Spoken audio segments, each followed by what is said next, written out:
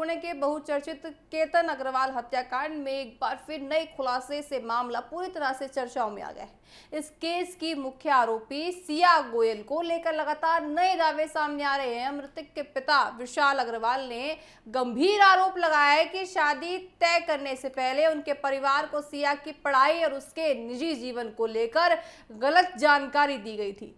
केतन के पिता का कहना है कि जब दोनों परिवारों के बीच रिश्ता तय हो गया था तो तब उन्हें बताया गया था कि सिया गोयल बीकॉम ग्रेजुएट है, वह आगे चलकर अब पूरी तरह से देखिए उनका बिजनेस में साथ देंगी। लेकिन अब चर्चा ये हो रही है कि दरअसल जो सिया है वो ग्रेजुएट है ही नहीं।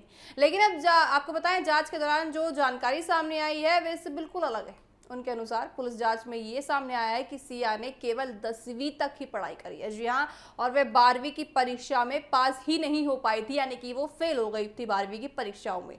तो ये और देखिए एक अलग दावा निकल कर आया है। इस नए खुलासे के बाद केतन के परिवार ने आरोप लगाया है कि उनसे जानबूझकर सच्चाई छिपाई गई। पिता विशाल अग्रवाल ने भी ये दावा किया कि सिया के व्यवहार और उसकी आदतों को लेकर उसके अपने परिवार में भी परेशानी बनी हुई थी। उन्होंने कहा कि सिया को शराब पीने जैसी बुरी आदतें थी और उसका व्यवहार परिवार के लिए चिंता का कारण भी बना हुआ था। इसी वजह से उसके परिवार ने कथित तौर पर उसकी शादी एक अच्छे और संपन्न परिवार में कराने का फैसला किया था। विशाल अग्रवाल के अनुसार इसी प्रक्रिया के तहत सिया की शादी केतन से तय करी गई थी ताकि उसकी जिंदगी को स्थिर किया जा सके। हालांकि इन सभी दावों की अब तक किसी भी देखिए एजेंसी या पुलिस द्वारा आधिकारिक पुष्टि अभी तक नहीं हुई है। ये सभी आरोप फिलहाल परिवार के बयान पर आधारित है।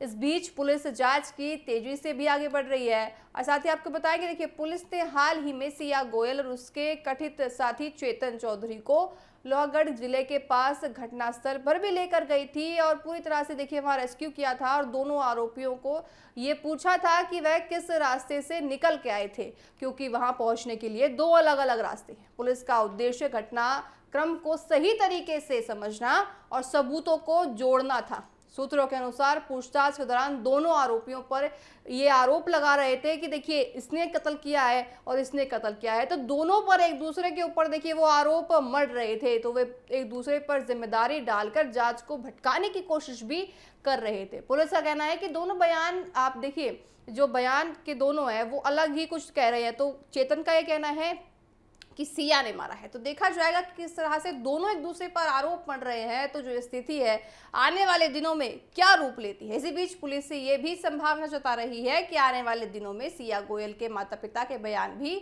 चर्चा का केंद्र बन सकते हैं ताकि पूरे मामले की पूरी तरह से देखिए जांच हो सके। फिलहाल सिया गोयल और चेतन चौधरी दोनों न्यायिक हिरासत में है। पुलिस का दावा है कि दोनों ने मिलकर केतन अग्रवाल की हत्या की साजिश रची थी। हालांकि मामला अभी जांच के शुरुआती और संवेदनशील चरण पर पहुंच गया है, इसलिए हर पहलू की गहन जांच की जा रही है। इस केस में लगातार सामने आ रहे नए दावों और आरोपों ने मामले को और भी जटिल कर दिया है। अब सभी की नजर पुलिस जांच और आने वाले आधिकारिक खुलासे पर टिकी हुई है, जो इस हत्याकांड की असली सच्चाई सबके सामने ला सकता है। तो कुल मिलाकर देखिए जो ये हत्याकांड है अभी भी पूरी तरह से एक अलग मोड़ लेता हुआ नजर आ रहा है। एक तरफ देखिए उनका परिवार यहाँ पे कह रहा है कि सिया 12वीं पास ही नहीं थी, यानी कि वो 12वीं फेल थी, और दूसरी तरफ पुलिस जब दोनों को ले जाती है ये जांच करने की आखिर मामला क्या है, किस रास्ते से वो लोग आए जिनकी हत्या की गई, लेकिन वो उस जगह पर जाके एक दूसरे पर आरोप मढ़ रहे हैं। तो देखा जाएगा कि पुलिस की कार्रवाई में और क्या कुछ आगे निकलता है।